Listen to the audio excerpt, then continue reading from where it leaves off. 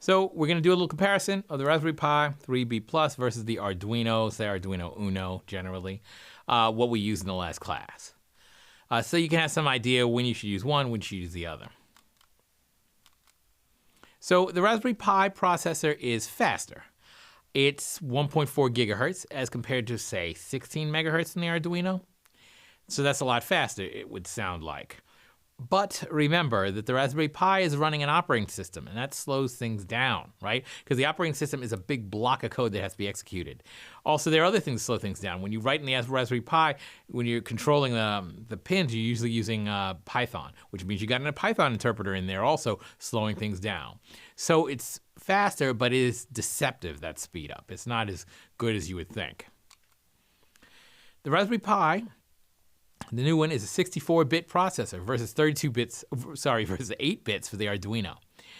So that means numbers are much bigger. You get a lot better accuracy with the Raspberry Pi. So if you need accuracy in your numbers, Raspberry Pi is really the way to go because 8 bits isn't generally sufficient for accurate numbers. If you're just doing control, then maybe you don't need accuracy in the numbers, and then Arduino is fine.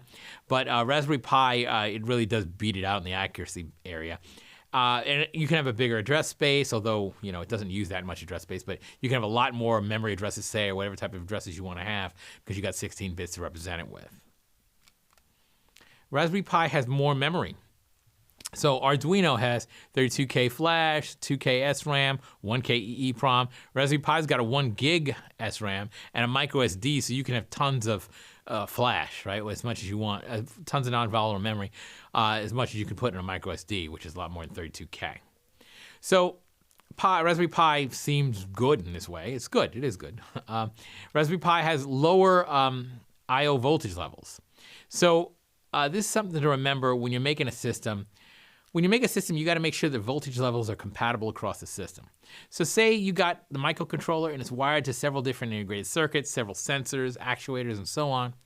These things run at a certain voltage level, and they should all be the same. So all 5 volts, all 3.3. And generally, 3.3 volts is good. It reduces power, right?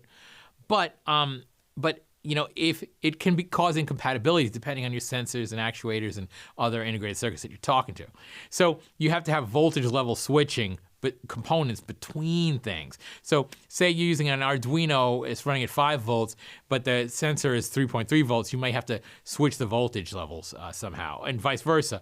If you got a 5 volt sensor connected to a Raspberry Pi, you have to switch the voltage levels, and there's hardware that you can use to do that.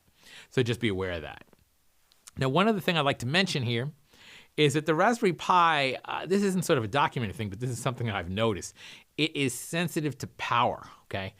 When I say sensitive, if you draw too much power, if it draws too much power, if somebody draws too much power from it, it'll just reboot and mess it up, okay? Reboot and sometimes mess up the flash, mess up the SD-RAM. I've had that happen several times. So what I mean is, I've had many times where I take a Raspberry Pi and I power it from USB. Maybe it's not getting that much, depending on the USB jack, you can only get a certain amount of current from some jacks, right? So then if I plug into, it'll just run the plain Raspberry Pi fine. But when I plug into the USB port, something that sucks a lot of power, right? Then the Raspberry Pi has to supply power to that, and it's not getting sufficient power from the USB port, and it'll just reboot or something right in the middle. Like that has happened to me many times. And I've had to reinstall, I don't know why this is, but I've had to reinstall the operating system when I've drawn too much power. So it's sensitive to that. Arduino's not sensitive to anything. So when I just have control operations, I use an Arduino every time over Raspberry Pi. But the best thing about an Raspberry Pi, to me, is that it has an operating system on it. Best and worst, but say best. So when I need an operating system, I have to go with the Raspberry Pi because Arduino won't do it. So Raspberry Pi can support an operating system. Now, we'll talk a little bit more about operating systems. Everybody knows what an operating system is or has some intuition about it, right? Windows 10, right? Mac OS X, these are operating systems. Linux, the best, right? Linux. These are operating systems. These things on any desktop or laptop is always running an operating system. So when some program is executing on your laptop or your desktop, it's not just the program executing. It is also the operating system itself. The operating system is a block of code, and that is executing too. Now, this is bad because it slows things down, right? You're not just executing your simple code. Maybe you wrote a little simple hello world code, right? But it's also got to run the operating system and its libraries and all that junk. It slows it down. But it's good because the operating system handles a lot of things that you don't want to handle as a programmer, okay? It gives you these libraries and these system calls that the library functions make that do things, that simplify your life, okay? So you don't have to worry about all the details. Now, an Arduino, okay, so if you look at these two, I have these two little flowcharts, right? The left side is the Arduino. The right side is the Raspberry Pi or something with an operating system.